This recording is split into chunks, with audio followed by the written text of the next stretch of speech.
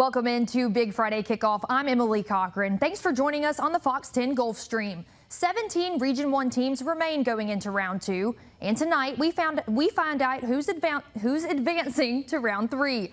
Up first, we have Spain Park at Saraland. That's where Dacian Smith was for our Eastern Shore Toyota Game of the Week.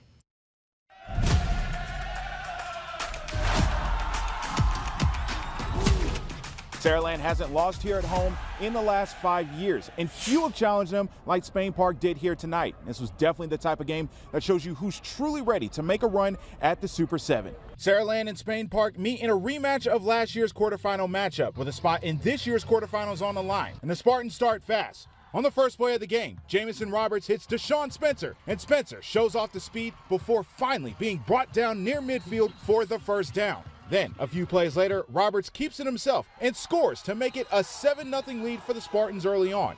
Saraland's defense steps up and forces a Spain Park 3-and-out on their first drive. And you know the offense is going to make it count. Roberts looks for his favorite target, Deshaun Spencer, and Spencer stretches it across the goal line to make it a 14-0 lead for the Spartans after the first quarter. But Spain Park gets a spark to start the second. Brock Bradley connects with Nicholas McKissick, who makes a couple of nice moves and takes it down to the 10-yard line for a first down. And that leads to a Spain Park field goal to make it a 14-3 game. But the Jaguars aren't done. On their next drive, Bradley airs it out near midfield to a wide-open Connor Greb, and Greb is gone to cut the lead to 4 midway through the quarter.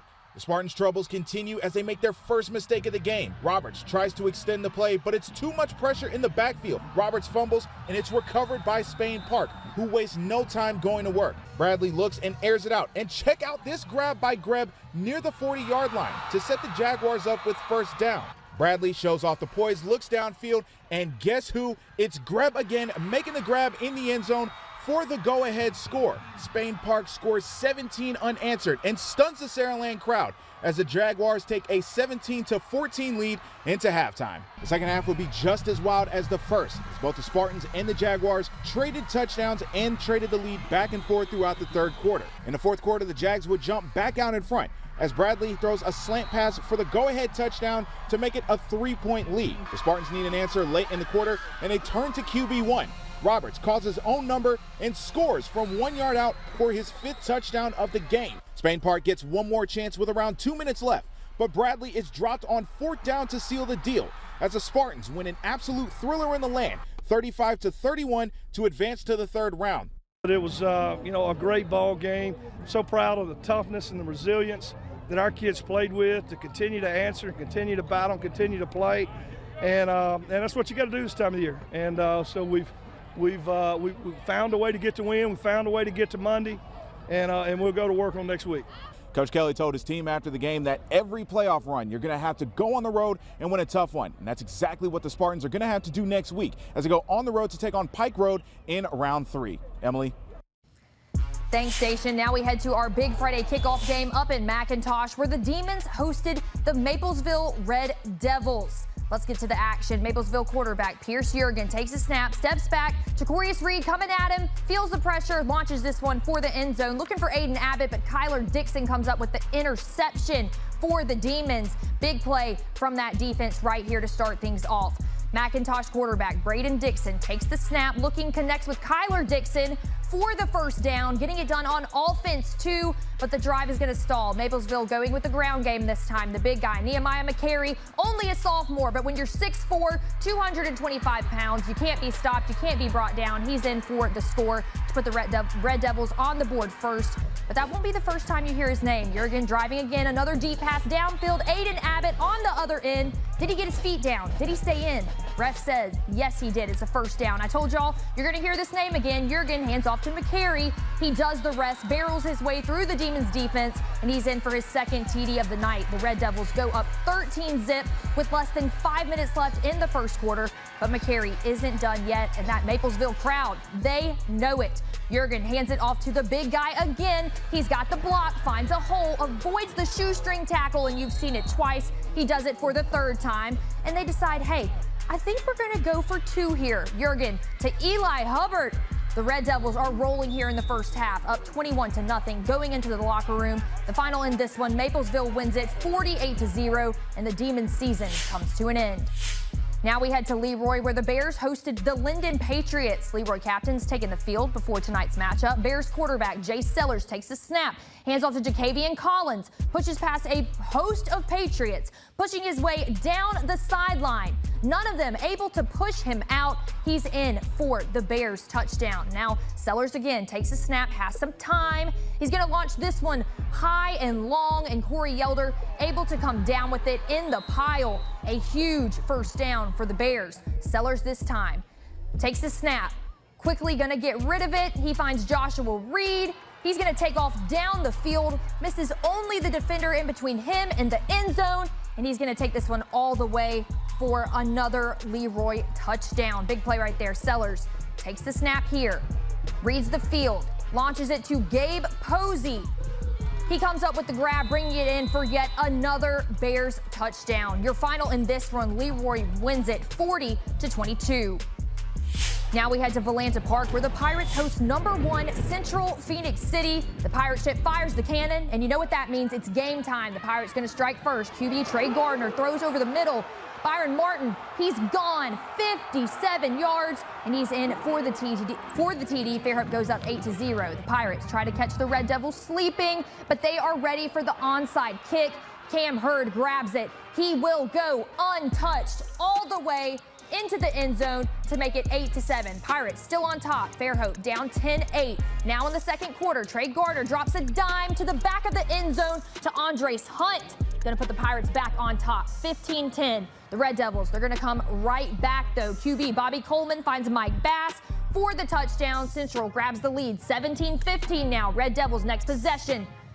Handoff to Deshaun Woodhouse. Coleman hits Tristan Lyles over the middle. He won't be caught until he's in for another touchdown. Central goes up 24-15. Central would drive down the field again right before halftime. They're going to add on a field goal to take a 27-15 lead into the half. Central Phoenix closes it out 34-15, and the Pirate season comes to an end.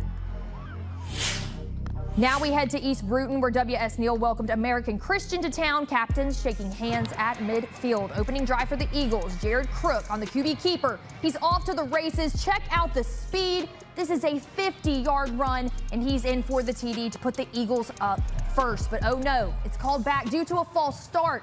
American Christian with the ball now. Drew Jackson. He's going to connect with Christian Davis. He's going to be met quickly by that W.S. Neal defense. Quick 3 and out there. W.S. Neal gets the ball back on their 43-yard line after the punt. Jared Crook handing off to Cole Savage.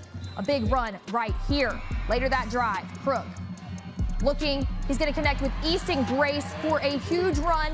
And it's going to be a TD, going to make it 14-0 at the end of the first. W.S. Neal leads 28-0 at halftime. They're going to go on to win this one, 35-7.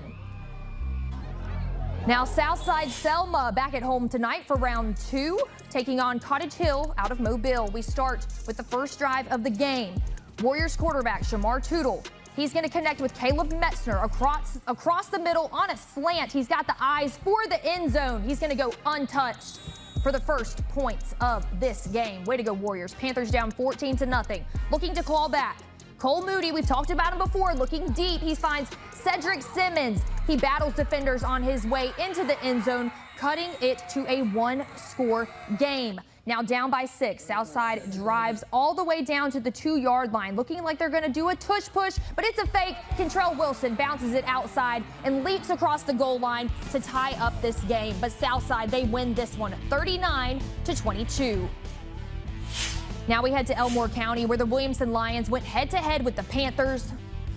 Big game here tonight in round 2. Now Lions with the ball here. Quarterback Alvin Dinkins rolls out looking for someone. Makes the pass, but guess what? It's intercepted by Seth McGee, putting the Panthers deep into Lions territory. Now quarterback Gage Davis takes the snap, passes to Connor Pike, and he's in for the Panthers touchdown. That ties the game now. It's 7-7. The Lions, they're going to get a chance to respond here. Dinkins going to go the handoff to Jamarcus Edmond. He'll get in for another Williamson touchdown. Extra point would not be good, making the score 13-7 before halftime. Now the final in this one, Williamson dominates, winning 42-14. Now let's head to University Charter, where the Southern Choctaw traveled for round 2. Now we're going to get a touchdown here from Christopher Bush. He's going to put Southern Choctaw up 6-0 over UCS. Now Zy Harris going to be on the other end of this one. Comes up with the grab. What a pass from QB Thomas Smith. It's tied up 6-6. Now Zy Harris on the other end again. His second receiving touchdown from Smith. Southern Choctaw goes up 12-6. Now UCS QB Ray Bender. It's a QB keep here. He's going to take this one all the way down. They can't catch him, folks. Check out that speed. They're trying. Can't catch him. He's in the end zone. We're tied up 12-12.